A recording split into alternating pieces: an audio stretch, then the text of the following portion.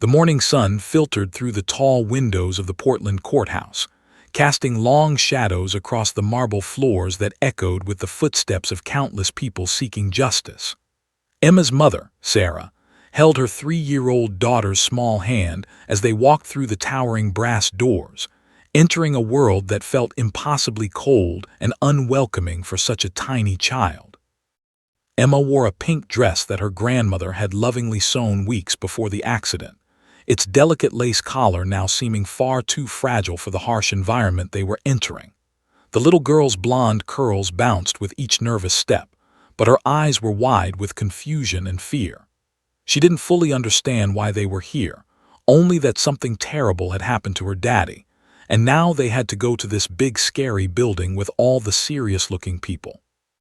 Sarah knelt down beside Emma before they entered the main corridor, smoothing her daughter's dress and whispering reassurances that she herself didn't fully believe. "Mommy's right here, sweetie. We're going to help make everything okay," she said, though her own voice wavered with uncertainty. The truth was far more complicated and terrifying than anything she could explain to a preschooler. 6 months ago, Sarah's husband, James, had been driving Emma to the park on a sunny Saturday afternoon. It was supposed to be an ordinary day, father and daughter bonding time, ice cream afterward, playground laughter. But ordinary days could shatter in an instant. A reckless driver, speeding through a residential neighborhood at nearly 50 miles per hour, had crashed directly into James's vehicle. The impact had been catastrophic. James had spent 3 weeks in intensive care, fighting for his life with machines keeping him breathing. Emma had witnessed the entire horrifying event from her car seat in the back. The emotional trauma had rendered Emma nearly silent for weeks. She wouldn't eat properly, couldn't sleep without nightmares, and flinched at sudden sounds. Speech therapists and child psychologists had been consulted, but the consensus was clear. Emma needed time, safety, and stability to heal. But there was one enormous problem standing in the way of that healing: justice. The hit-and-run driver had fled the scene before police arrived. For months, the case had gone cold. Detectives had few leads. Then, miraculously, a traffic camera from a nearby store had captured partial footage, and a witness had finally come forward with information. The suspect had been identified and arrested. Now, the prosecution faced an impossible situation. Emma was the only eyewitness who could provide detailed testimony about the collision itself. Her account of what happened could be the difference between the perpetrator spending years in prison or walking free on a technicality. Judge Patricia Morrison sat in her private chambers on the 7th floor, staring at Emma's case file with deep lines of concern etched across her weathered face. Morrison was a judge with 30 years of experience, having presided over hundreds of cases involving violence, negligence, and tragedy. But this one kept her awake at night. She'd been a mother once, long ago, before her career consumed her life. She'd held her own daughter in her arms when she was Emma's age, marveled at the innocence in those young eyes, the way the world seemed full of wonder rather than danger. Now, looking at photographs of this traumatized child, Morrison felt the weight of an impossible decision crushing down on her shoulders. The legal predicament was straightforward but devastating. Child testimony from witnesses under 5 years old was notoriously unreliable in courtrooms. Defense attorneys could, and would, exploit Emma's age, suggestibility, and trauma to discredit her entire account. Expert witnesses would testify about the unreliability of young children's memories.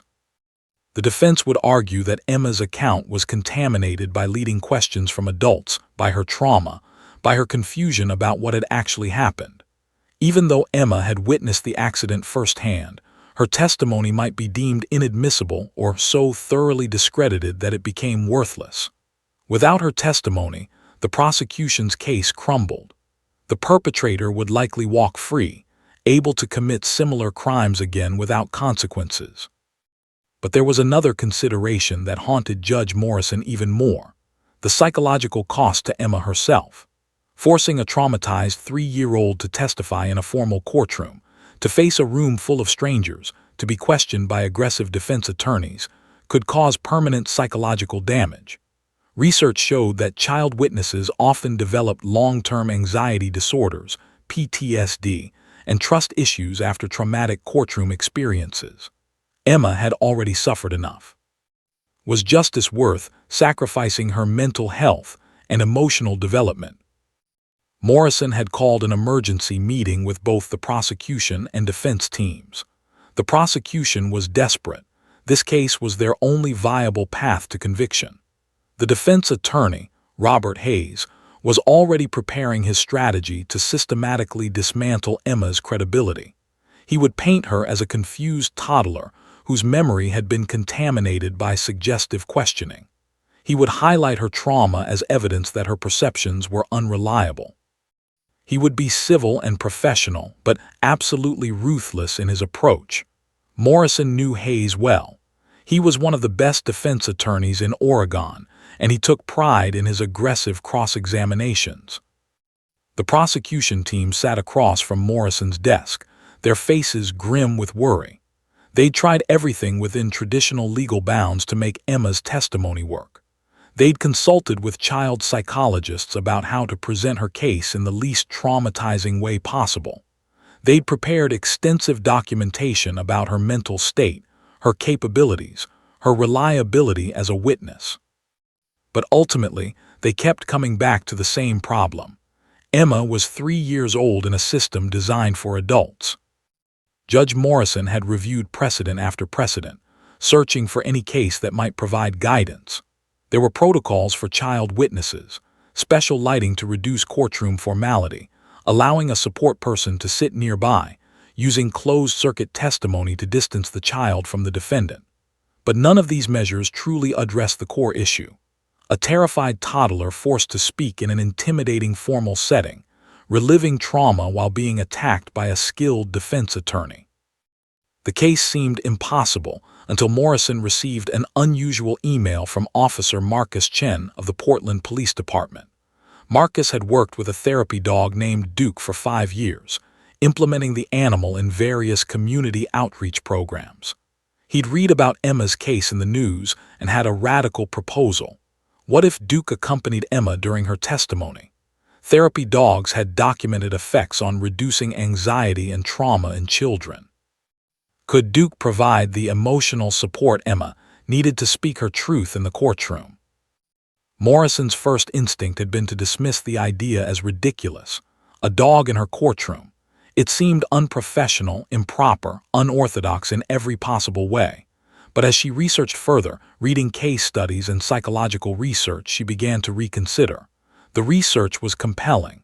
Studies showed that children in the presence of therapy dogs experienced measurably lower cortisol levels, the stress hormone.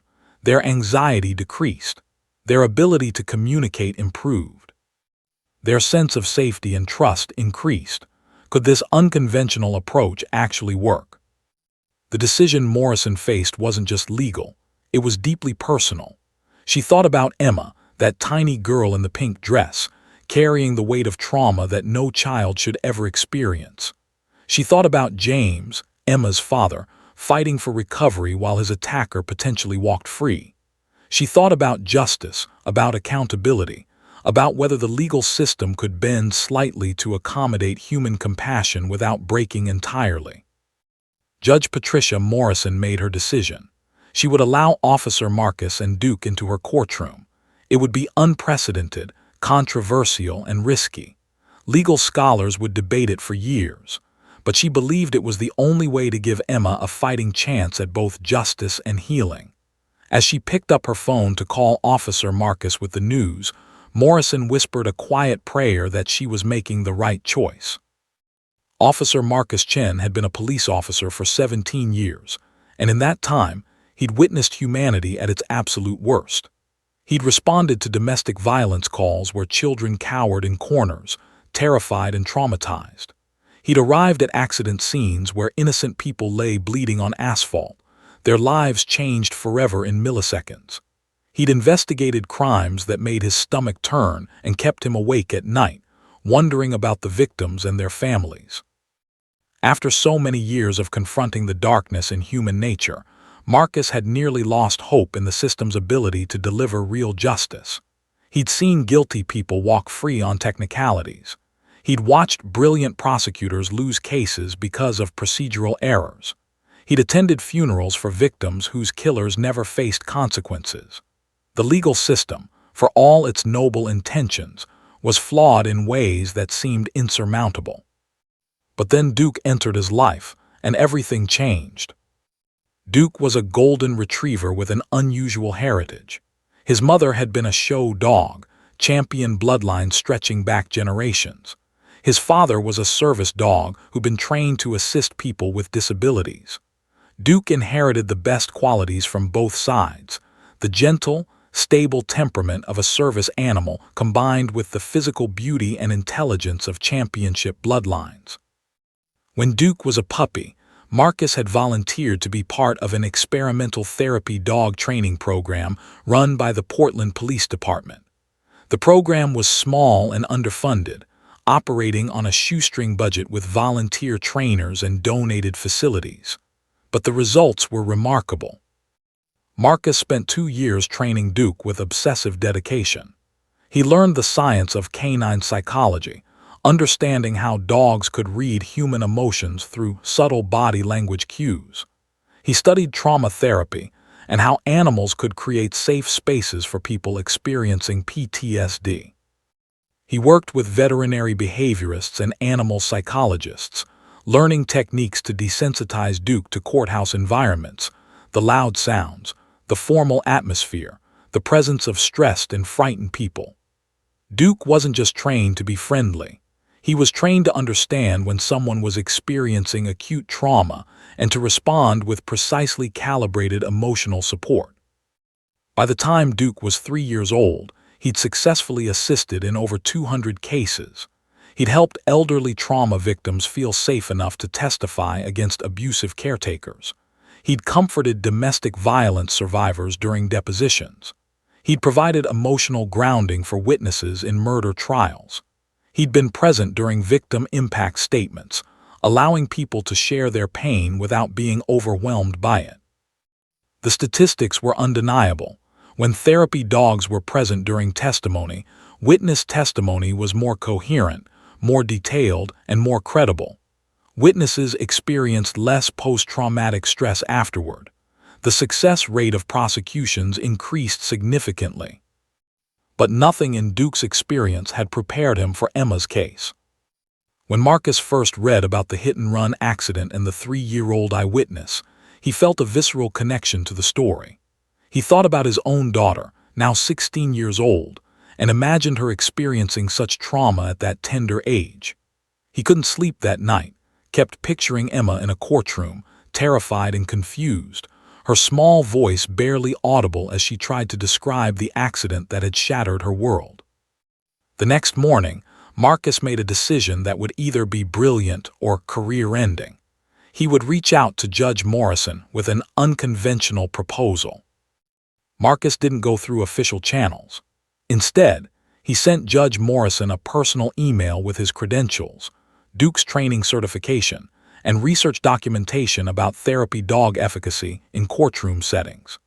He included video clips of Duke working with other trauma victims, testimonials from prosecutors and defense attorneys who'd seen Duke's positive impact, peer-reviewed studies from child psychology journals about the benefits of animal-assisted therapy for young witnesses. He wrote with passion but professionalism, presenting data and evidence rather than emotion. He concluded the email with a simple statement: "Judge Morrison, I believe Duke can help Emma tell her truth. I respectfully request the opportunity to try." 3 days passed with no response, and Marcus assumed his email had been deleted as an interesting but ultimately impractical suggestion. Then his phone rang, and Judge Morrison's calm voice came through the speaker. "Officer Chen, I've reviewed your documentation. This is highly unconventional, but I'm willing to consider it. Can you come to my chambers tomorrow at 10 in the morning?" Marcus arrived at the courthouse the next day with Duke, nervous in a way he rarely experienced. The courthouse was intimidating even for him, and he'd been in hundreds of times. The massive stone building loomed overhead, all granite and authority and the weight of law. Inside, the hallways echoed with official purpose. Clerks rushed past with files. Attorneys in tailored suits discussed cases in hushed, serious tones. Marcus wore his formal police dress uniform, and Duke wore his official service vest with patches from courthouses across the Pacific Northwest. Judge Morrison's chambers were exactly what Marcus expected: floor-to-ceiling bookcases filled with legal volumes, windows overlooking downtown Portland, a large oak desk with papers organized in precise piles. But Morrison herself surprised him. She was shorter than he'd expected, with silver hair and kind eyes that had clearly seen too much tragedy. She stood when Marcus and Duke entered, and something remarkable happened. Her stern judicial demeanor softened. "Officer Chen," she said, extending her hand, but her eyes were on Duke. "This must be the famous Duke I've read about." Marcus shook her hand, and Duke immediately moved to sit calmly beside him, his training evident in his perfect posture and alert but gentle expression. "Your Honor, thank you for seeing us. I know this is unconventional." "Unconventional doesn't begin to describe it," Morrison interrupted, but she was smiling slightly. She gestured for them to sit. "I've reviewed your documentation thoroughly. The research is compelling. But I need to be honest with you, Officer Chen. This could blow up in all our faces. If this goes wrong, if Duke becomes a distraction or the appellate court deems his presence a violation of due process, it could overturn the entire verdict. The defense attorney could argue that the dog was coaching the witness, influencing her testimony, or contaminating the evidence." Marcus nodded, understanding the gravity of what he was proposing. "I've considered that, Your Honor. That's why I've brought additional documentation."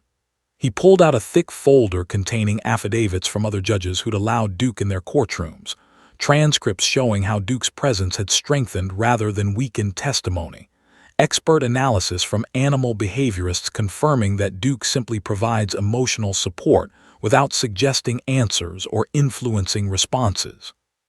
Morrison leaned back in her chair, studying Duke with an intensity that made Marcus slightly nervous. "How old is he?" 5 years old, Your Honor. Peak maturity for a therapy dog. He's worked in over 200 cases without a single incident of inappropriate behavior." "Can he handle the stress of a contentious trial? The raised voices, the tension, the emotional intensity?" "He's trained specifically for high-stress environments, Your Honor.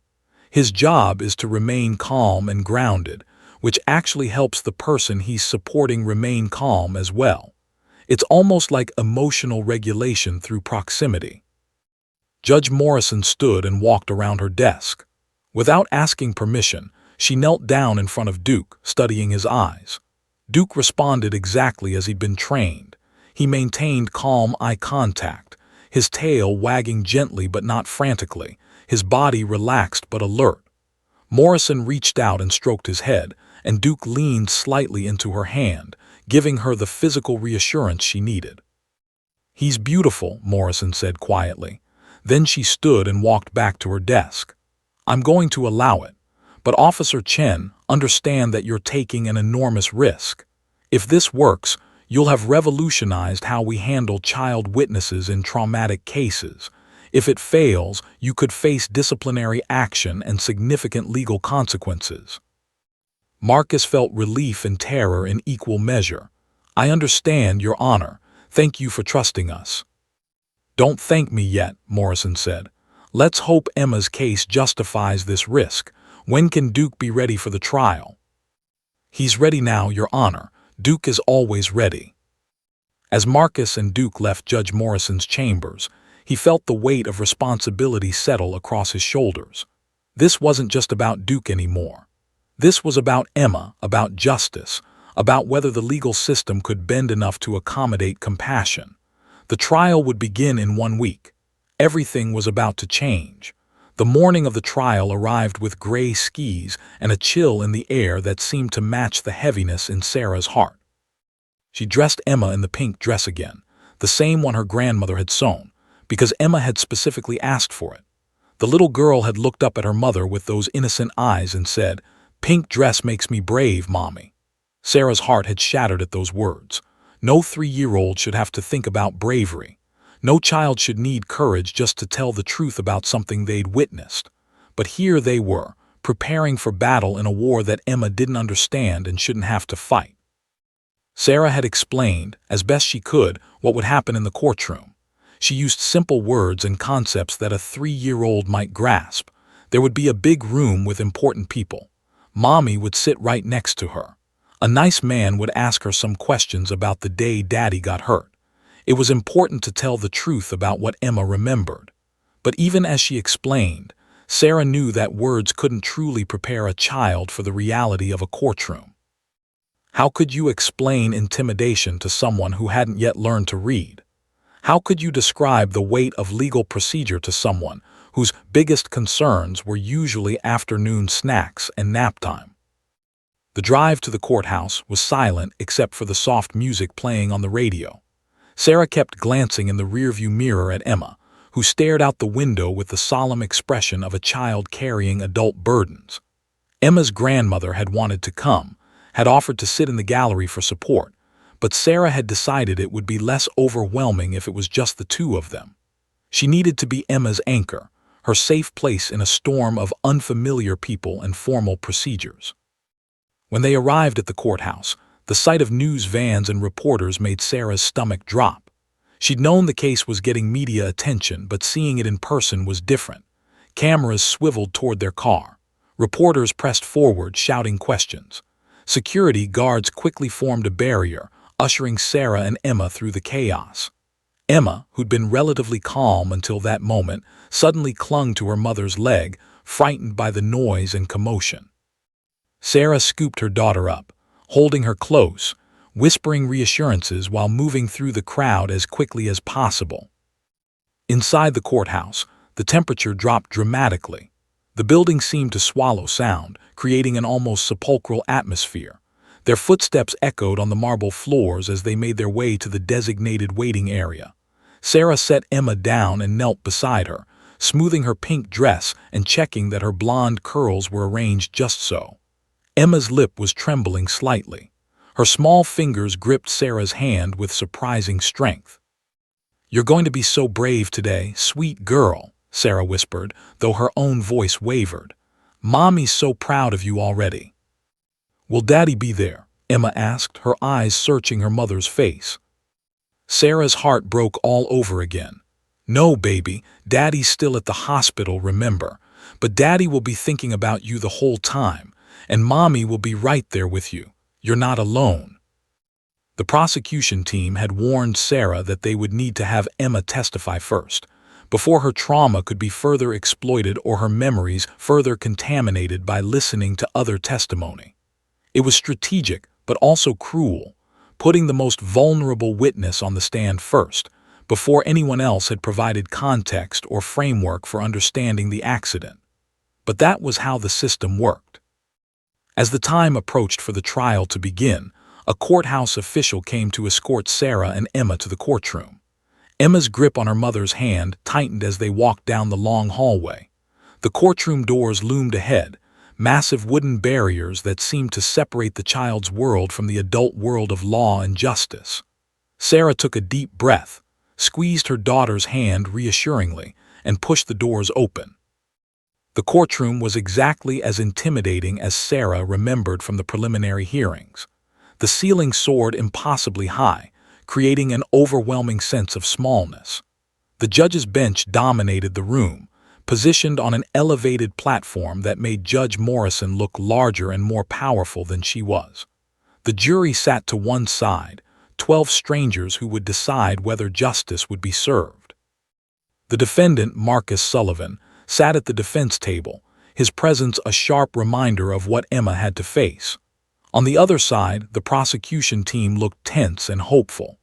The gallery behind them was packed with journalists, victims' advocates, and curious onlookers who'd come to witness this unusual case. Emma froze the moment she entered the courtroom. The enormity of the space seemed to swallow her. She was so small that she had to crane her neck to see the judge. The formal atmosphere, the serious faces, the weight of attention from dozens of strangers, it was too much for a 3-year-old. Emma's breathing became shallow.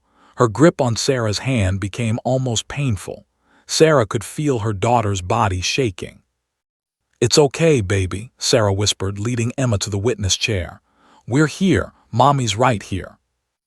An aide helped Emma climb into the oversized witness chair, where she looked even smaller, almost lost in the leather seat. A microphone was adjusted so it could capture her tiny voice. The bailiff approached with the Bible for the oath, and Sarah's anxiety spiked. How could a 3-year-old possibly understand or meaningfully take an oath to tell the truth? But then the courtroom door opened again, and everything changed. Officer Marcus walked in with Duke, and the entire atmosphere of the courtroom shifted. The golden retriever's coat gleamed under the fluorescent lights, catching and reflecting the light in a way that seemed almost magical. Duke's service vest, embroidered with official patches from courthouses across 3 states, announced his purpose with authority and dignity. Marcus moved confidently toward the judge's bench, Duke walking beside him with perfect posture and calm determination. Emma's head lifted. Her eyes, which had been filled with fear moments before, suddenly widened with wonder. "Doggy," she whispered, so quietly that only Sarah heard it, but the transformation was instantaneous and profound. Judge Morrison looked at Officer Marcus and nodded slightly, giving the official permission for Duke to approach. Marcus guided Duke toward Emma with careful precision. Duke didn't rush. He didn't overwhelm. He didn't jump or bark or display any of the enthusiastic behaviors typical of happy dogs. Instead, Duke moved with the grace and purpose of a trained professional, understanding that this moment was critically important. As Duke approached, Emma's entire body language changed. Her shoulders, which had been hunched with tension, began to relax. Her breathing, which had been shallow and rapid, slowed to a more normal pace. The death grip on her mother's hand loosened slightly. Emma's eyes never left Duke as the golden retriever moved closer. "Emma," Officer Marcus said gently, "this is Duke. He's a very special dog and he's here to be your friend while you talk today. Would you like to pet him?" Emma nodded so enthusiastically that her blonde curls bounced. Sarah felt tears beginning to form in her eyes as she watched her traumatized daughter connect with something pure and uncomplicated, the unconditional acceptance of a dog. When Emma's small fingers finally made contact with Duke's soft golden fur, something miraculous occurred. The little girl's face transformed. Fear melted away, replaced by wonder and comfort. Duke responded perfectly, resting his head gently against Emma's lap, allowing her to stroke his ears and bury her fingers in his coat. The dog's warmth, his solidity, his calm presence seemed to anchor Emma to something safe and real in the midst of the overwhelming courtroom environment. Sarah watched her daughter's transformation and felt hope kindle in her chest. Maybe, just maybe, this unconventional approach would work. Maybe Emma wouldn't have to face this alone. Maybe this beautiful golden dog would be the bridge that allowed her daughter to speak her truth without being shattered by the process. Judge Morrison looked around the courtroom, gauging reactions. The jury appeared moved by what they were witnessing. The prosecution team looked hopeful. Even the defense attorney seemed momentarily disarmed by the sight of a terrified child finding comfort in an animal's gentle presence. The bailiff began the oath, modified for a child Emma's age, asking if she promised to tell the truth. Emma, still stroking Duke's ears, nodded seriously and said in her small voice, "I promise, Duke, I'll tell the truth." The trial was about to begin. Everything was about to change. The prosecution attorney, David Chen, sat at his desk reviewing his notes one final time before beginning his questioning of Emma. He'd been a prosecutor for 12 years, and he'd handled dozens of cases involving child witnesses. But this case was different. The stakes were extraordinarily high, and the witness was extraordinarily young. David knew that every word he spoke, every question he asked, would be scrutinized by the jury, the judge, the defense, and eventually, potentially, appellate courts reviewing the case for procedural errors. He needed to be careful, gentle, and strategic. walking a razor's edge between getting the information he needed and protecting a traumatized child from further harm. David had spent weeks preparing for this moment. He'd consulted with child psychologists about age-appropriate questioning techniques. He'd reviewed research on how young children process and recall traumatic events. He'd studied the neuroscience of childhood memory, understanding that Emma's 3-year-old brain encoded trauma differently than an adult's would. He knew that leading questions could contaminate her testimony, that suggestion could implant false memories, that trauma could fragment her recollection into disjointed pieces that made little sense when assembled. But as David stood and approached the witness stand, looking at Emma's tiny figure dwarfed by the oversized chair, her small hand resting on Duke's golden head, he made an executive decision that violated conventional courtroom procedure. He wasn't going to ask Emma direct questions about the accident. Instead, he was going to invite her to tell her story to her new companion. "Good morning, Emma," David said warmly, his voice pitched lower and softer than his usual courtroom tone. "My name is Mr. Chen. I'm so glad Duke is here with you today. I think Duke would really like to know what happened on the day your daddy got hurt. Would you tell Duke about that day?" The courtroom fell silent. This was unprecedented. The defense attorney, Robert Hayes, immediately stood. "Your Honor, I object. The witness should be answering questions, not making narrative statements. This is highly irregular." Judge Morrison raised her hand, silencing the objection. "I'll allow it. Mr. Chen, proceed carefully. And Mr. Hayes, you'll have full opportunity to cross-examine. Let's hear what the witness has to say." Emma looked at Duke, stroking his soft fur with her small fingers. She took a deep breath, and then she began to speak. Her voice was small but clear, with the unique cadence of a young child describing her world. "Duke, I was in my car seat," Emma started, her eyes focused entirely on the dog. "Daddy was singing the funny song. You know, the one from the movie with the guy who's really silly. Daddy loves that song. He was singing really loud and I was playing with my dolly. My dolly's name is Princess, and she was having tea with her friends." The jury leaned forward, captivated by the innocent description. This wasn't the testimony of a confused or traumatized child. This was the pure, unfiltered recollection of a toddler describing an ordinary moment that had turned catastrophic. Emma continued, her confidence growing as she spoke to Duke rather than to the courtroom full of strangers. "We were going to the park, Duke. Daddy said we could go down the slide and go on the swings. I was so excited. I love the park." She paused, her expression beginning to change. "But then..." The courtroom held its collective breath. "But then the big car came really, really fast," Emma said, her voice becoming quieter. "I didn't see it come, it was just, boom, it was so loud, Duke. Really, really loud, louder than anything.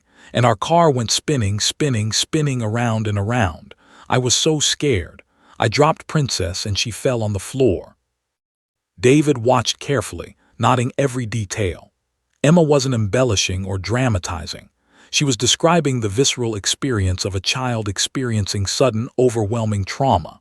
The randomness of her details, the song, the doll, the tea party, actually strengthened her credibility. This was exactly how a 3-year-old would process and remember a traumatic event, not as a coherent narrative, but as fragmented sensory impressions and emotional reactions. "The bad car was dark," Emma continued, still speaking to Duke. "Dark blue like the sky when it gets dark at nighttime, and it had a light on the back that was broken. It was hanging down like a sad eye, Duke, like the eye was crying." The courtroom erupted internally. The defendant's vehicle was indeed dark blue. The tail light was indeed damaged, hanging partially detached from the rear bumper. This was specific, detailed information that Emma couldn't have fabricated or learned from leading questions. "What happened after the cars hit Emma?" David asked gently, maintaining his indirect approach. "Daddy made a scary sound," Emma said, her voice trembling slightly.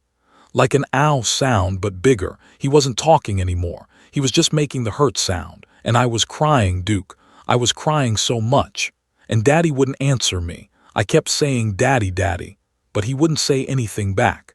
He was just making the hurt sound over and over again. Several jurors were visibly moved, some dabbing at their eyes. The victim impact of Emma's testimony wasn't just in the facts she was providing. It was in the raw emotion of a child describing the moment her father stopped being present and became someone in pain. "Was there anything else you remember about the car that hit Daddy's car?" David asked carefully. Emma nodded solemnly and held up 3 small fingers. "The numbers, Duke. There were numbers on the back of the bad car. I remember because Daddy taught me to count. 217 217. The courtroom erupted in barely suppressed reactions. That was the exact partial license plate of the suspect's vehicle, the crucial identifying information that connected Marcus Sullivan directly to the crime scene. A 3-year-old had encoded and retained this critical detail in her memory, retrieving it now not because she was coached or suggested, but because she was speaking to her new friend Duke. Robert Hayes, the defense attorney, stood to begin his cross-examination. This was his opportunity to tear apart Emma's testimony, to suggest that she was confused, that her memories were implanted by adults, that her account was unreliable. But as he approached the witness stand, Hayes faced an unprecedented problem. How could he aggressively cross-examine a traumatized 3-year-old without appearing like a monster before the jury? "Emma," Hayes began, his voice carefully neutral, "is it possible that someone told you about those numbers? 217. Maybe your mommy or one of the police officers." Emma shook her head firmly, her hand still resting on Duke's head. "No, I remember, Mr. Mann. I saw it on the car, the bad car." "But Emma, you're only 3 years old. Children your age sometimes get confused about what they remember and what they've been told about." "I'm not confused," Emma said with the absolute certainty of childhood. "I remember the car. It was dark blue, and the light was sad, and the numbers were 217. Hayes tried several more approaches, suggesting alternative explanations for her recollections, attempting to plant doubt or confusion. But every time, Emma calmly and consistently repeated her account. She never wavered. She never changed her story. She never seemed confused or uncertain. And crucially, every time Hayes pushed, Emma would stroke Duke's ears and speak more confidently, as if the dog's presence was grounding her in truth. Judge Morrison watched the cross-examination carefully, noting that Hayes was actually reinforcing rather than undermining Emma's credibility. The more he pushed, the more certain and calm Emma became. The jury observed this as well. They saw a child who wasn't being traumatized by aggressive questioning, because Duke provided her with emotional regulation and safety. By the time Hayes completed his cross-examination, he'd actually strengthened Emma's testimony. Her consistency, her calm demeanor, her refusal to be confused or manipulated, all of it suggested that her account was genuine memory rather than coached testimony. As Emma stepped down from the witness stand, Duke walking beside her with his head close to hers, the courtroom was utterly silent. Everyone present understood that they'd witnessed something extraordinary. A 3-year-old girl, supported by a golden retriever, had delivered testimony that was both emotionally powerful and legally compelling. The prosecution had their case. The question now was whether the jury would convict based on this unusual but undeniably powerful testimony. Judge Morrison adjourned court for lunch, and Sarah gathered Emma into her arms, holding her daughter close. Emma looked up at her mother with tired but peaceful eyes. "Duke helped me tell the truth, Mommy," she said simply. Sarah nodded, tears streaming down her face, unable to speak. Duke had done exactly what he was trained to do. He'd created a safe space for truth to emerge. The photograph that would change everything was captured by freelance photographer Marcus Reynolds during the afternoon session of the trial. Reynolds had been assigned by the Portland Tribune to cover the unusual case of the child witness and the therapy dog, expecting a mildly interesting human interest story. He hadn't anticipated that he would capture an image, that would resonate with millions of people worldwide. The photograph showed Emma from a three-quarter angle, her tiny frame almost swallowed by the oversized witness chair. Her small hand rested on Duke's golden head, fingers curled gently in his soft fur. Her eyes were closed, and her face bore an expression of profound peace and trust.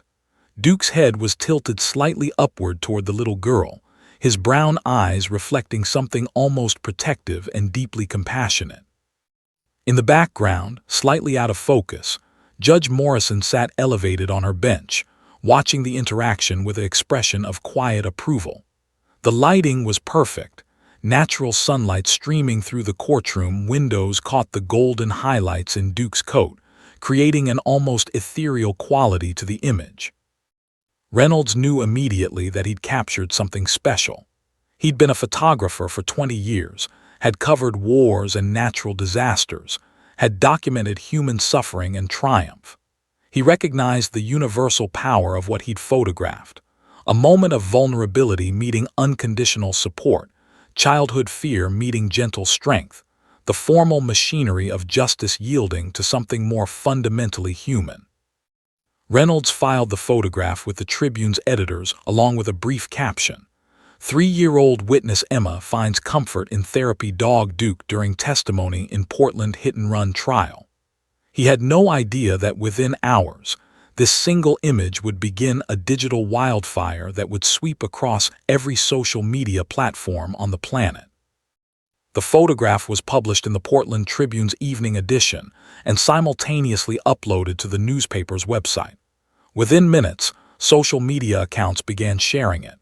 By evening, it had been retweeted thousands of times. By midnight, it was trending globally on Twitter, Facebook, Instagram, and TikTok. By the next morning, the image had accumulated millions of shares and had been seen by an estimated 200 million people worldwide. News anchors in New York struggled to maintain professional composure as they reported the story. An unprecedented moment in American jurisprudence, one anchor said, her voice thick with emotion. A 3-year-old girl, speaking truth to power, supported by a golden retriever named Duke. This is the kind of story that reminds us why we believe in justice and human kindness. Cable news networks preempted their regular programming to cover the story comprehensively.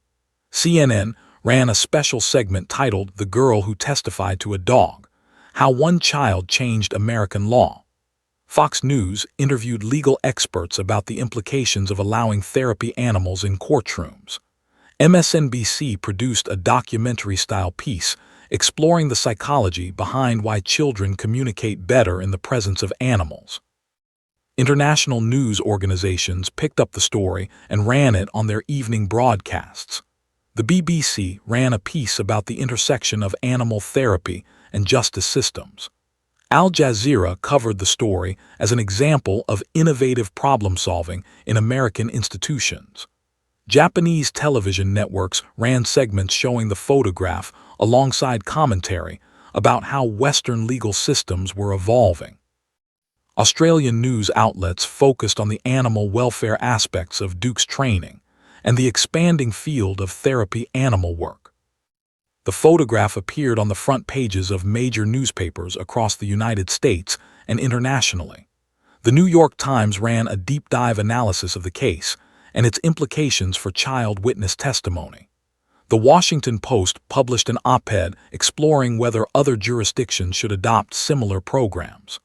The Wall Street Journal examined the economic implications of expanding therapy dog programs in the judicial system. Every major publication wanted to tell this story, to analyze it, to understand what it meant. Social media exploded with hashtags.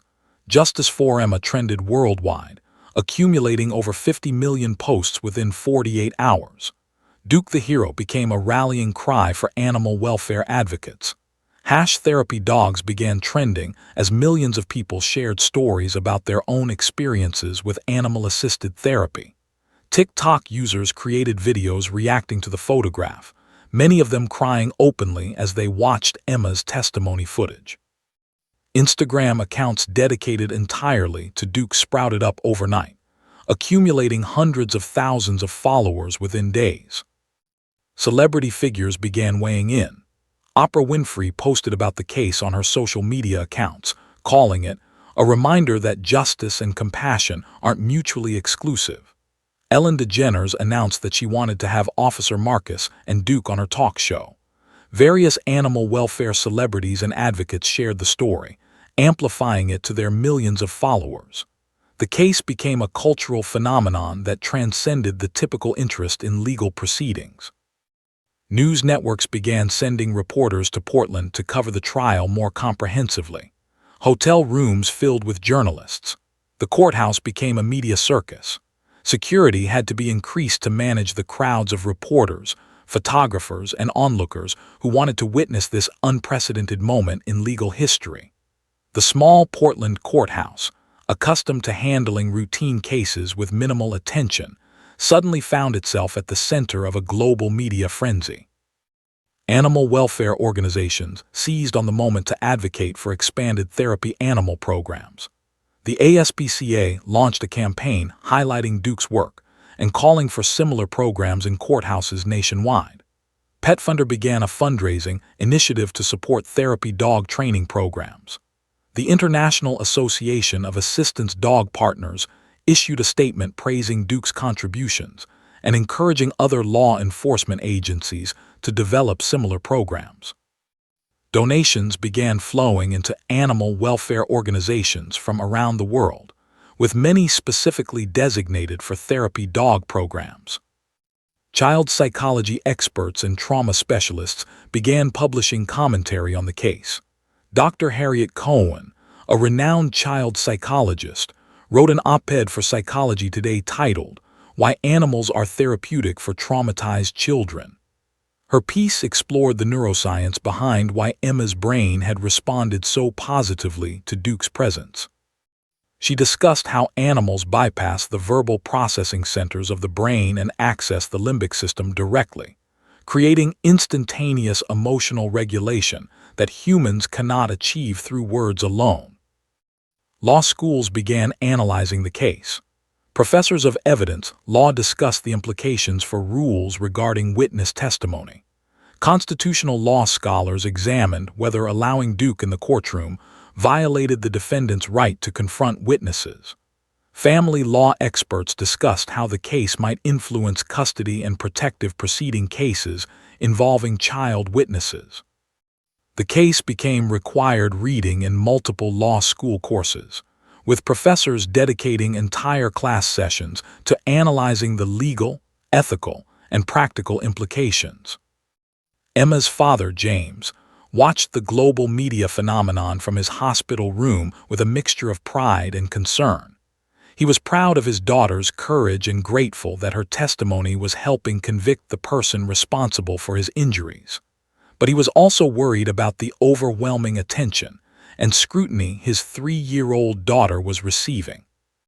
He called his wife repeatedly, asking how Emma was handling the attention, whether she was frightened by the cameras and reporters, whether the global focus on her testimony was creating additional trauma rather than alleviating it. Sarah struggled with these questions. She tried to shield Emma from the media frenzy, but it was nearly impossible. News vans parked on their street. Reporters called their home phone. Strangers recognized Emma in the grocery store and wanted to talk to her about the trial. Some people left gifts on their doorstep, teddy bears, flowers, handwritten letters of support. It was overwhelming for a mother trying to protect her young daughter, while also supporting a trial that required Emma's public participation. Officer Marcus found himself suddenly famous. News organizations wanted to interview him about Duke's training, about how he developed the idea of bringing a therapy dog to court, about his background and motivation. He received job offers from other law enforcement agencies and universities. Animal training organizations asked him to conduct seminars and workshops. Speaking invitations poured in from law enforcement conferences, judicial organizations, and animal welfare groups. Duke became a celebrity in his own right. Merchandise appeared online: Duke t-shirts, Duke coffee mugs, Duke calendars. A publisher approached Officer Marcus about writing a book about Duke's life and work. A film production company optioned the rights to the story, planning to develop it into a feature film. Duke's Instagram account, which Marcus had set up for professional purposes, accumulated over 2 million followers within a month. Brands wanted to sponsor Duke, to use his image to promote their products. The global attention was validating but also surreal. What had started as a simple solution to a difficult courtroom problem had become a worldwide phenomenon. The trial itself continued, but it was no longer just about justice for one hit-and-run victim. It had become a referendum on whether the legal system could evolve, whether tradition could bend to accommodate compassion, whether the smallest among us could drive systemic change. As the trial moved forward and the media circus grew increasingly intense, one thing remained constant: Emma, Duke, and their quiet, powerful partnership. In the midst of global attention and overwhelming interest, they simply continued doing what they'd been doing all along, speaking truth and supporting each other through the process of seeking justice. The jury deliberation room was tense and heavy with the weight of responsibility. 12 ordinary citizens sat around a large wooden table, facing a decision that would determine whether Marcus Sullivan would spend the next 15 years in prison or walk free with his life essentially unchanged. The evidence was compelling, but the jury members knew that their verdict would also be scrutinized globally, that whatever they decided would send a message about the validity of allowing a therapy dog to influence courtroom proceedings. Juror number 7, a retired schoolteacher named Margaret Watson, was the first to speak. "I've been teaching children for 40 years, she said quietly, and I've never seen a child speak with more honesty and clarity than that little girl did. She wasn't coached. She wasn't confused. She was terrified, but she was truthful." Another juror, a defense contractor named Thomas Reed, who'd initially been skeptical of allowing the dog in the courtroom, nodded in agreement. "I went into this thinking the dog was a distraction, a manipulation. But watching that child's testimony, I realized something. The dog wasn't coaching her or suggesting answers. The dog was simply allowing her to access her own memories without being paralyzed by fear. Every detail she provided was consistent, specific, and verifiable." The deliberations lasted 14 hours spread across 2 days. The jury reviewed the testimony multiple times, studied the physical evidence, examined the photographic documentation of the defendant's vehicle. They discussed the reliability of 3-year-old witnesses, the nature of traumatic memory encoding, the specific details Emma had provided that could only have come from direct observation. By the second day of deliberation, the jury had reached unanimous agreement. Marcus Sullivan was guilty on all counts, hit and run with aggravated assault. The verdict carried a potential sentence of up to 15 years in prison. When the jury filed back into the courtroom to deliver their verdict, the atmosphere was electric with anticipation. Judge Morrison sat elevated on her bench, her expression grave and focused. The defendant sat at the defense table, his attorney whispering last-minute strategy and preparing for the sentencing phase that would follow. The gallery was packed with journalists, victims' advocates, law students, and curious observers who'd come to witness this historic moment. Emma sat in her mother's lap in the gallery, Duke lying peacefully at their feet. The little girl didn't fully understand what was happening, but she could sense the tension in the room. She reached down and stroked Duke's ears, the dog's calm presence helping her remain centered amid the emotional intensity. The bailiff called the court to order. "Has the jury reached a verdict?" Judge Morrison asked. The foreman, Margaret Watson, stood. "We have, Your Honor." "On the charge of hit and run with aggravated assault, how does the jury find?" "We find the defendant guilty on all counts, Your Honor." The courtroom erupted. Some people wept openly, others applauded, despite the judge's warnings about courtroom decorum. Sarah held Emma close, tears streaming down her face. Emma looked confused by the emotional outburst, but she understood that something important had happened. Judge Morrison called for order and allowed the outburst to continue for a moment before using her gavel to restore silence. Her eyes scanned the courtroom and settled on Emma, sitting in her mother's lap with Duke's head resting against her small legs. "Before we adjourn, I want to make a statement for the record," Judge Morrison said, her voice carrying the weight of judicial authority and personal conviction. "This case will be studied in law schools and courthouses across this nation for decades to come. It represents a moment when the formal structures of justice bent slightly to accommodate the needs of our most vulnerable witnesses. The verdict rendered today is not primarily a result of adult testimony or physical evidence, though both were compelling. This verdict exists because a 3-year-old girl, with the support of a specially trained therapy dog, found the courage and clarity to speak her truth in the most intimidating environment imaginable." The courtroom was utterly silent, hanging on every word.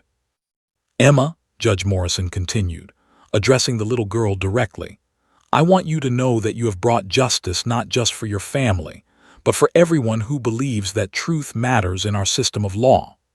Your courage has demonstrated that the legal system can evolve, can accommodate compassion without sacrificing integrity, and can recognize that sometimes the smallest voices carry the greatest power." Emma didn't fully understand the judge's words, but she felt their importance. She looked up at her mother, then down at Duke, as if asking the dog if they'd done something good. "Officer Marcus Chen and Duke," the judge continued, acknowledging the police officer standing at the side of the courtroom, "I want to publicly commend you for proposing and implementing an innovative solution to a seemingly impossible problem. You have demonstrated that law enforcement can be creative, compassionate, and effective simultaneously. Duke's presence in this courtroom has opened a door that will benefit countless future witnesses and advance the cause of justice nationwide." Officer Marcus stood, his hand resting on Duke's back, tears streaming down his face. He'd been nervous about the verdict, worried that despite Emma's powerful testimony, the jury might find reasonable doubt or that the appellate courts might overturn the conviction based on procedural irregularities. But the guilty verdict validated everything he'd believed about Duke's ability to create safe spaces for truth. "Marcus Sullivan will be remanded into custody pending sentencing," Judge Morrison announced. "Court is adjourned." As the gallery emptied and the machinery of the legal system continued processing the case toward its conclusion, Sarah gathered Emma into her arms and stood. Emma reached down to embrace Duke, wrapping her small arms around the dog's neck. "We did it, Duke," she whispered. "We helped Daddy." That evening, as the news spread across global media networks, the celebration and analysis began in earnest. News organizations ran retrospectives of the trial, examining each moment that had led to this verdict. Legal experts discussed the implications for future cases. Animal welfare organizations celebrated the validation of therapy dog programs. Social media exploded with congratulatory messages for Emma, Duke, and Officer Marcus. Emma's father watched the verdict announcement from his hospital room, surrounded by his physical therapists and nurses. When he heard the guilty verdict, he collapsed into tears, not tears of joy alone, but tears of relief, vindication, and gratitude. His daughter, barely old enough to understand what had happened, had helped convict the person who destroyed his life and traumatized her childhood. The person responsible would now face years in prison, unable to hurt anyone else. That night, James called his wife repeatedly, needing to hear his daughter's voice, needing to tell her how proud he was, needing to express gratitude for her bravery. Emma, tired from the emotional intensity of the day, could barely stay awake to speak to her father. But before she fell asleep, she asked her mother a simple question that revealed the wisdom children sometimes possess. "Will Daddy come home soon, Mommy?" Sarah held her daughter close, unable to answer with certainty. James's recovery would take months, potentially years, but what she could say with absolute certainty was this: "Daddy will come home, baby," and Duke helped make sure that the bad man won't hurt anyone else ever again. As Emma drifted off to sleep, Duke curled up beside her, the golden retriever's presence providing comfort and security even in rest. The trial had concluded, the verdict had been delivered, and justice had been served. But for Emma, the real victory was simpler and more profound. She had found her voice, had spoken her truth, and had discovered that sometimes the greatest strength comes not from being big or loud, but from having a faithful friend beside you when you need one most. The case would continue into the sentencing phase, where Judge Morrison would determine the precise length of Marcus Sullivan's prison sentence. The appellate process would begin, with defense attorneys challenging the verdict and the unusual procedures that had made it possible. Legal scholars would write extensively about the implications for future cases. But in that moment, as Emma slept peacefully with Duke's warmth beside her, none of that mattered. What mattered was that a little girl had survived her trauma, had found her voice, and had changed the world in the process. The next morning, when Emma woke up and Duke was still there, sleeping peacefully at the foot of her bed, she understood something that most adults never fully grasp, that the greatest victories in life often come not from fighting, but from finding someone or something to believe in and stand beside you while you speak your truth. Duke had given Emma that gift, and in return, Emma had given the world a reminder of what justice could be when it was paired with compassion. The ripple effects of Emma's testimony and the guilty verdict spread across the entire United States like a digital wildfire that could not be contained or extinguished. Within the first week following the verdict, 30 state legislatures began receiving petitions from their constituents requesting the implementation of therapy dog programs in courtrooms. Animal welfare organizations, child advocacy groups, and judicial reform advocates all seized on the momentum to push for systemic change that had seemed impossible just months earlier. Officer Marcus Chen found himself transformed overnight from a dedicated police officer into a sought-after speaker and consultant. His phone rang constantly with invitations from law enforcement agencies across the country. The FBI Academy in Quantico requested that he develop a specialized training program for therapy dogs in federal courthouses. The Los Angeles Police Department offered him a position as the director of their newly proposed therapy animal division. Universities began inviting him to speak at criminal justice programs and psychology departments. Conference organizers competed aggressively for his presence at their events, offering substantial speaking fees and willing to accommodate his schedule around his continued work with Duke. But Marcus declined most of these offers. He understood that his value lay not in becoming a celebrity or consultant, but in continuing to do the work he loved, training therapy dogs and serving the community alongside Duke. Instead, he partnered with a nonprofit organization called the Animal Assisted Crisis Intervention Foundation and began developing a comprehensive training manual specifically for courtroom therapy dogs. The manual documented every aspect of Duke's training, from basic obedience to desensitization, to high-stress courtroom environments, to advanced techniques for reading human emotional states and responding with appropriate support. The manual became the gold standard for therapy dog training programs across the nation. Law enforcement agencies purchased copies by the thousands. Training facilities modified their programs to incorporate Marcus's methodologies. Within 18 months, over 200 police departments across the United States had established or were establishing therapy dog programs modeled directly on Duke's training protocols. Duke himself became an international celebrity in a way that neither Marcus nor anyone else could have anticipated. His photograph was published in major magazines and newspapers worldwide. Children's book authors requested permission to write stories about Duke's life and work. A major film production company, attracted by the universal appeal of the story, optioned the rights to Emma and Duke's story, with plans to develop it into a feature film directed by an Academy Award-winning filmmaker. News organizations competed to produce documentaries about Duke's work. Netflix released a limited series called Duke, the Dog Who Changed Justice, which became one of the streaming platform's most watched documentaries, accumulating over 100 million viewers worldwide. The series followed Duke through multiple cases, showing how his presence transformed the testimonies of traumatized child witnesses. It explored the science behind why animals were effective at reducing trauma responses and examined the implications for the broader justice system. Duke's fame led to unexpected opportunities. He was invited to speak, be present at major conferences and events. He received the Medal of Valor from the governor of Oregon at a formal ceremony attended by hundreds of law enforcement officials and government representatives. The National Law Enforcement Officers Memorial Fund recognized him as an exceptional officer who'd expanded the boundaries of what law enforcement could accomplish. Universities across the country requested that he be present during lectures about innovative approaches to criminal justice. But perhaps most importantly, Duke's celebrity status created the political will necessary for systemic change.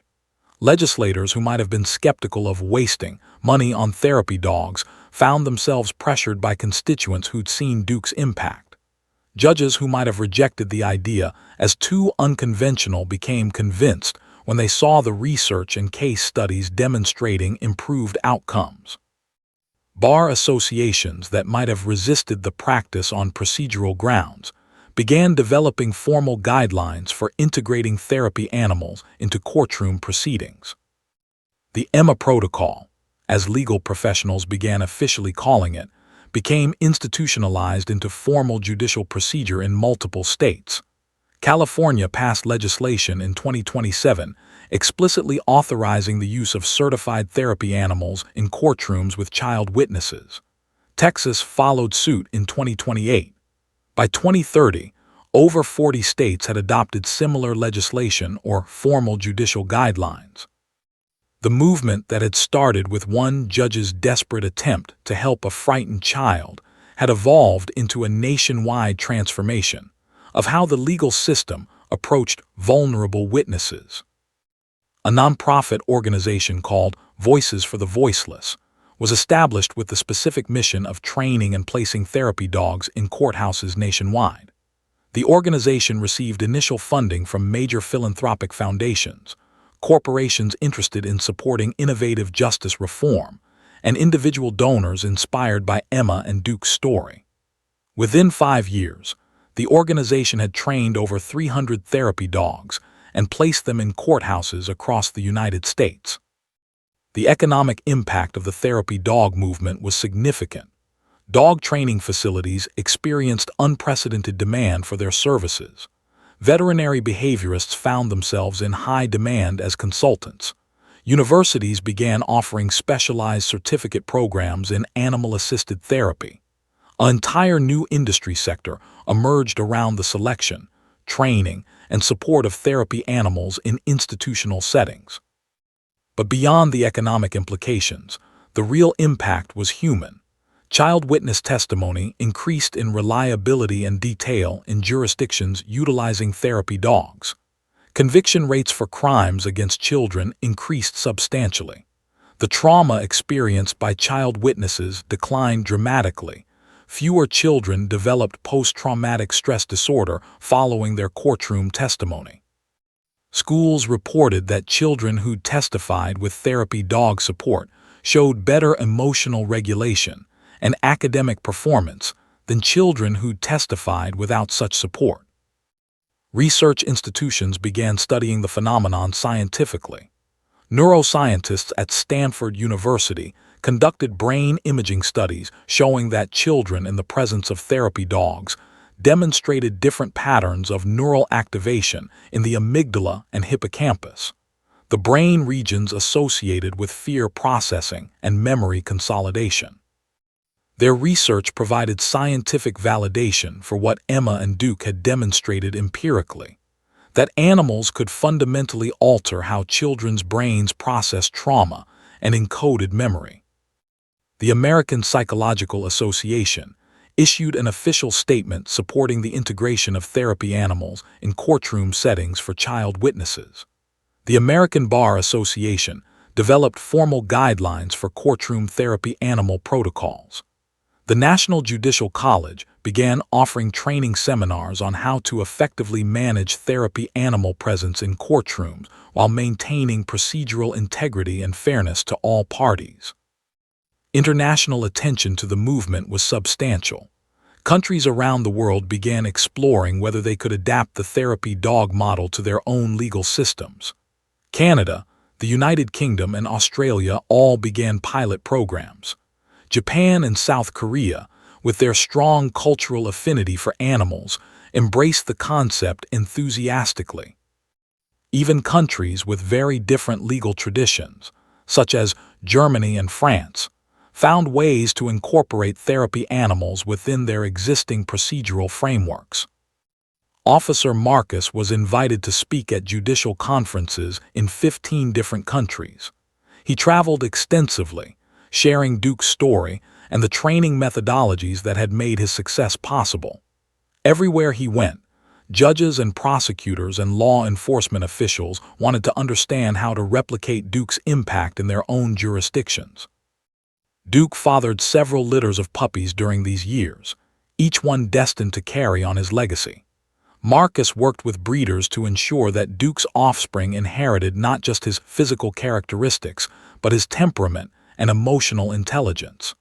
Puppies were placed in training facilities across the country, each one being groomed to eventually serve as a therapy dog in courthouses or other institutional settings. The phenomenon extended beyond the criminal justice system. Child advocacy centers began utilizing therapy dogs to help traumatized children during forensic interviews.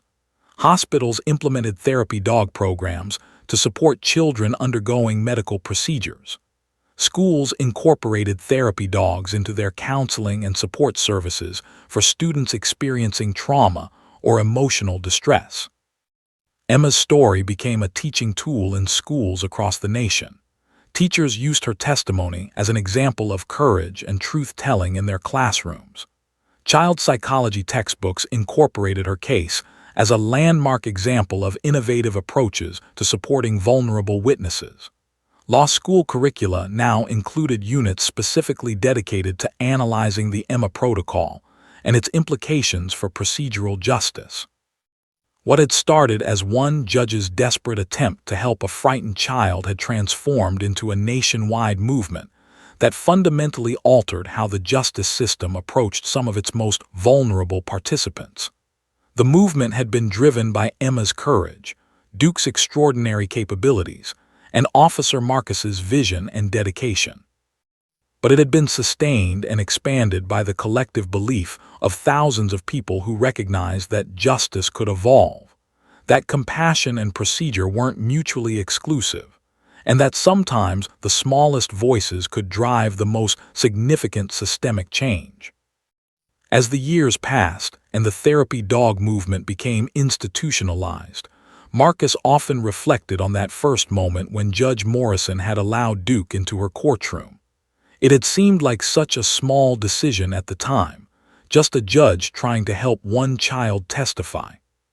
But that small decision had rippled outward, touching thousands of lives, transforming institutions, and proving that innovation in justice systems could come not from legislation or grand pronouncements, but from the quiet courage of a little girl and the unwavering support of a faithful dog. 5 years had passed since Emma's groundbreaking testimony, and the little girl who'd spoken to Duke in a Portland courtroom had grown into a remarkably resilient 5-year-old with an old soul and a wisdom that seemed to exceed her years. On this particular Tuesday morning, Emma walked into her kindergarten classroom holding Duke's leash with confidence and pride. Her father, James, walked beside them, his gait still slightly favoring his left side, a permanent reminder of the accident that had changed their family forever. But his smile was genuine and full of gratitude. Emma's classmates erupted in amazement and excitement when they saw the beautiful golden retriever enter their classroom. Children who'd never seen a dog before pressed forward, their eyes wide with wonder. Emma's teacher, Mrs. Patterson, who'd been expecting their arrival, smiled warmly and helped guide the excited children to sit in a semicircle around Emma and Duke. "Everyone, this is my best friend Duke," Emma announced with remarkable poise for a 5-year-old. "And this is my daddy. We're here to tell you a special story about courage and truth." James knelt down beside his daughter, placing a protective hand on her shoulder. He looked out at the eager faces of 25 kindergartners and felt emotion welling up in his chest. These children would grow up in a world where therapy dogs in courtrooms were normal, where the idea of supporting vulnerable witnesses with animals was standard practice. They would inherit a justice system that his daughter had helped transform. "A long time ago," James began, his voice steady and warm, "my daughter Emma was in a car accident. A man who was driving too fast hit our car and I got very hurt. Emma was scared and sad, but something amazing happened. Emma found a friend named Duke, and with Duke's help, Emma was able to tell the truth about what happened." The children listened with rapt attention, their kindergarten minds absorbing the narrative of courage and friendship. Emma reached down and stroked Duke's ears, the gesture now so natural and practiced that it seemed almost unconscious. "Because Emma was brave," James continued, "and because Duke helped her, a bad man went to jail. And because of what Emma did, there are now dogs like Duke helping other scared children all over the country tell the truth in courts. Emma changed the world." The children applauded enthusiastically, and Emma blushed slightly, unused to being called a hero, but beginning to understand that her actions had mattered in ways that extended far beyond her own experience. Over the following hour, Emma answered the children's questions with the patient clarity of someone who'd been asked these questions countless times by reporters and interviewers. When did she first meet Duke? How did Duke help her? Was she scared? Did the bad man go to jail? The children's questions were direct and simple, untainted by the adult complexity that usually surrounded discussions of her case. "I was really scared," Emma explained honestly. "My tummy felt funny and I didn't want to talk, but when Duke came I felt better. Duke is a good listener. He didn't make me scared. He just listened and that helped me remember what happened." One little boy raised his hand tentatively. "Are you still scared?" Emma paused, considering the question with the seriousness it deserved. "Sometimes I remember the scary part, but I know that Daddy's okay and the bad man is in jail and Duke is my friend, so I'm not scared all the time anymore." James felt tears forming as he listened to his daughter articulate her healing journey in language that a kindergartner could understand. The trauma that had threatened to define her childhood was being integrated into her narrative as something she'd survived rather than something that had destroyed her. That afternoon, after Duke had delighted the kindergarten class and demonstrated his exceptional training by sitting perfectly still while children petted him, James and Emma returned home. Duke, now 7 years old, was semi-retired from active courtroom duty, spending most of his time training younger therapy dogs and making appearances at schools and public events to advocate for the programs his legacy had inspired. At home, Emma's mother Sarah was preparing dinner, and Emma's baby brother, born 2 years after the accident, was playing with toys on the living room floor. The family home was filled with the warmth and normalcy that had seemed impossible during those dark months following the accident. Photos on the walls documented their journey. Hospital photos of James recovering, photos of Emma and Duke's first meetings, news clippings about the trial, photographs from the various awards ceremonies and recognition events that had occurred over the years. "How was school?" Sarah asked, hugging Emma as she walked through the door. "I told the kindergartners about Duke and being brave," Emma said matter-of-factly. "They thought it was cool that I helped send a bad man to jail." That evening, as Emma sat at the dinner table eating her mother's homemade pasta, she mentioned something that struck James profoundly. "Daddy, when I grow up, I want to help other kids like Duke helped me." "How do you want to help them?" James asked gently. "I don't know yet," Emma admitted. But I want to tell people that telling the truth is important and that you don't have to be big or loud to change things. You just have to be brave." James exchanged a look with his wife, a glance filled with the recognition that their daughter, who'd been traumatized at age 3, had emerged from that trauma with a sense of purpose and compassion that many adults never achieved. The accident and trial hadn't destroyed Emma. They'd shaped her into someone who wanted to help others. Over the years following the trial, Officer Marcus had continued his work with renewed purpose and expanded scope. He established the Duke Legacy Foundation, a nonprofit dedicated to training and placing therapy dogs in courthouses, hospitals, schools, and other institutional settings where vulnerable people needed support. The foundation had become enormously successful, training over 500 therapy dogs and placing them in facilities across North America. Marcus had also developed a comprehensive training curriculum that was now taught in dog training facilities worldwide. Universities offered certification programs based on his methodologies. The field of animal-assisted therapy had been transformed by the protocols he'd developed, informed by years of working with Duke, and understanding what made certain dogs exceptional at providing emotional support in high-stress environments. Duke himself had become a symbol of what was possible when compassion met institutional systems. His image appeared in educational materials, textbooks, and advocacy campaigns. Children around the world knew about Duke, understood his story, and recognized him as an example of how even a dog could change the world through dedication and purpose. But perhaps most importantly, Duke's legacy lived on through the hundreds of dogs he'd trained and influenced. These dogs were now working in courtrooms across the country, providing the same kind of emotional support to traumatized child witnesses that Duke had provided to Emma. Thousands of children had testified more effectively, recovered more quickly from trauma, and experienced more compassionate justice processes because of the protocols Duke had helped establish. Emma continued growing, her childhood scarred but not destroyed by trauma. She excelled in school, showing particular aptitude for language arts and social studies.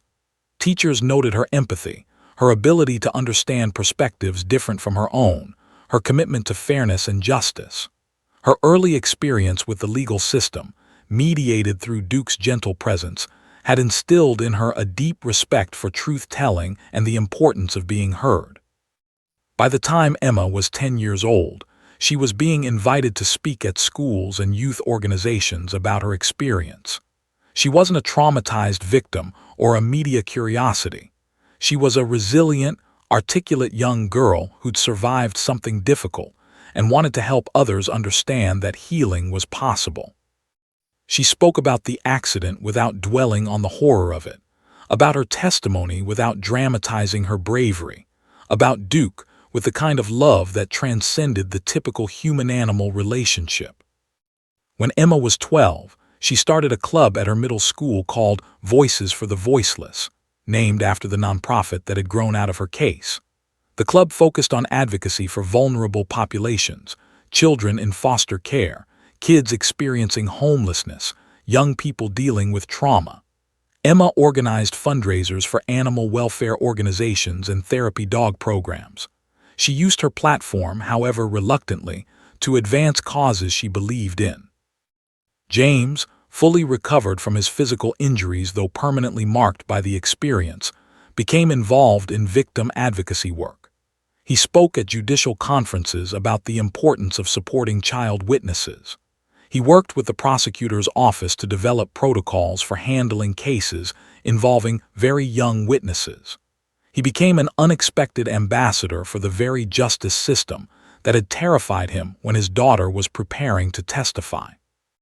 Duke lived to be 14 years old, an exceptionally long life for a large dog. When he finally passed away peacefully in his sleep, with Officer Marcus beside him and Emma, now a teenager, holding his paw, the outpouring of grief was remarkable. Thousands of people around the world shared memories of how Duke had touched their lives, how his presence had made a difference in their courtroom experience or their understanding of what justice could be. Emma wrote a eulogy that was published in major newspapers. Duke taught me that you don't have to be big to be important. You don't have to talk to be heard. You don't have to be perfect to be loved. You just have to show up, be present, and let people know they're not alone. Duke did that for me, and because he did, I'm here today telling this story, trying to help others. Thank you, Duke, for everything you taught me about courage, truth, and the power of standing beside someone when they need you most. Years later, when Emma was a young adult in college studying psychology and social work, she would often reflect on how that single moment, when a judge allowed a therapy dog into a courtroom to support a traumatized 3-year-old, had rippled outward to transform thousands of lives. She understood that her testimony hadn't changed the world because she was special or remarkable. It had changed the world because she'd had Duke beside her, because Officer Marcus had believed in an unconventional solution, because Judge Morrison had been willing to take a risk. The message that Emma carried forward into her adulthood, and that she would eventually teach to countless others, was simple but profound: that justice isn't about power or authority or who's loudest in the room. Justice is about creating spaces where truth can emerge safely, where the vulnerable can be heard, where compassion and procedure work together rather than against each other. And sometimes, that space is created not by changing laws or procedures, but by simply allowing a faithful friend to stand beside someone when they need one most.